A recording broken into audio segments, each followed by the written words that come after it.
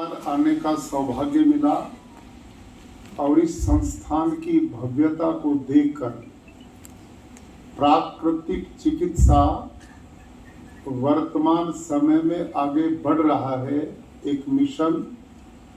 इसके लिए भारत के यशस्वी प्रधानमंत्री श्रीमान नरेंद्र मोदी जी ने आयुष मंत्रालय अलग बनाकर हमारी भारत की प्राचीन इन चिकित्सा पद्धतियों को पुनः जीवंत करने का बहुत बड़ा अभियान चलाया। आज हम 8वें प्राकृतिक चिकित्सा दिवस का ये समापन के रूप में कार्यक्रम कर रहे हैं। आज से 7 दिन पहले आपके इस कार्यक्रम का शुभारंभ अहमदाबाद में हुआ था और उस कार्यक्रम में भी मैं उपस्थित रहा। प्रारंभ भी हुआ, आज इसका समापन भी हो रहा है। यह मैं अपना सौभाग्य मानता हूं। जैसे माननीय मंत्री जी ने अपने उद्बोधन में बहुत सुंदर हमें जानकारियां प्रदान की, और आप सभी वो लोग हैं जो प्राकृतिक चिकित्सा से जुड़े हुए हैं। कुछ चिकित्सक हैं, शोधकर्ता हैं, छात्रगण हैं। आज एक बहुत बड़ी चुनौती समस्त मानवता के सामने स्वास्थ्य की खड़ी हो गई है, और उसके लिए बहुत बड़ा खर्चीला अभियान चल रहा है। पूज्य बापू महात्मा गांधी ने जब इस पद्धति से अपने आप को परिचित किया और उन्होंने व्यवहारिक रूप से अपने ऊपर इसको ढाला, तो उनकी समझ में आया कि भारत जैसे उस समय, क्योंकि अंग्रेज ने भारत को इतना गरीब बना दिया था कि लोगों के पास महंगी चिकित्सा का रास्ता ही बंद हो गया था।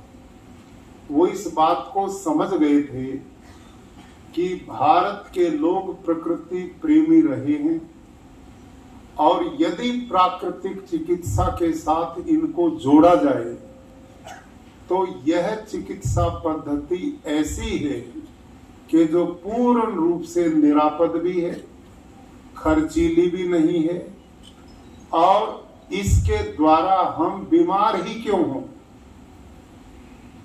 एक तरीका है, पहले बीमार होंगे फिर उसका इलाज कराएंगे। तो यह पद्धति ऐसी है कि जो हमें जीवन शैली सिखाती है। प्राकृतिक चिकित्सा अर्थात प्रकृति की ओर लौटना, return to nature. Mahatma Gandhi ने पहली यही पुस्तक पढ़ी थी और उसके बाद उन्होंने प्रकृति की ओर लौटने का एक निर्णय लिया था। और सौभाग्य से पुणे का ये नगर जिसमें वो रहे और चिकित्सा के बहुत गहरे मूल्यों को उन्होंने प्राप्त किया, और जितने भी गांधी आश्रम देश में स्थापित किए, लगभग सभी आश्रम में पूज्य बापू ने प्राकृतिक चिकित्सा को भी साथ में जोड़ने का काम किया था।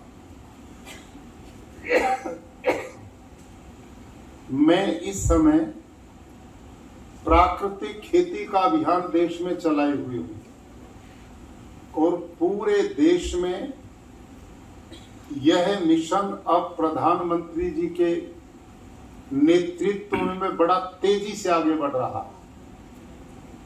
आज सौभाग्य से पुणे में प्रातःकालीन जो मेरा कार्यक्रम था वो एग्रीकल्चर यूनिवर्सिटी पुणे में था, जहां प्रदेश के माननीय कृषि मंत्री, कृषि के एसीएस और जितने भी अधिकारी पशुपालन और कृषि से जुड़े हैं वो सभी उसमें थे।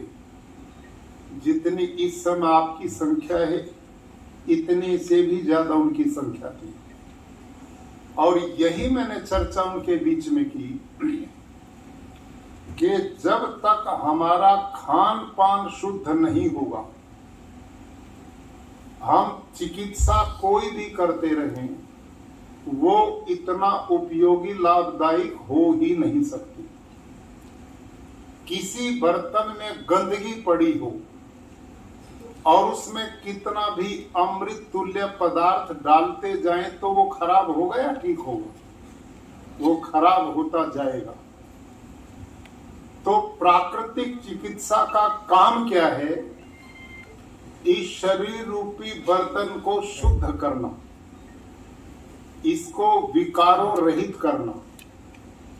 कहीं ऊर्ध्वजत्रु रोगों के लिए आप नेति करते हैं, जल नेति करते हैं, और एनिमा के द्वारा उदर का शोधन करते हैं। कहीं मिट्टी पट्टी होती है, कहीं कटी स्नान होता है,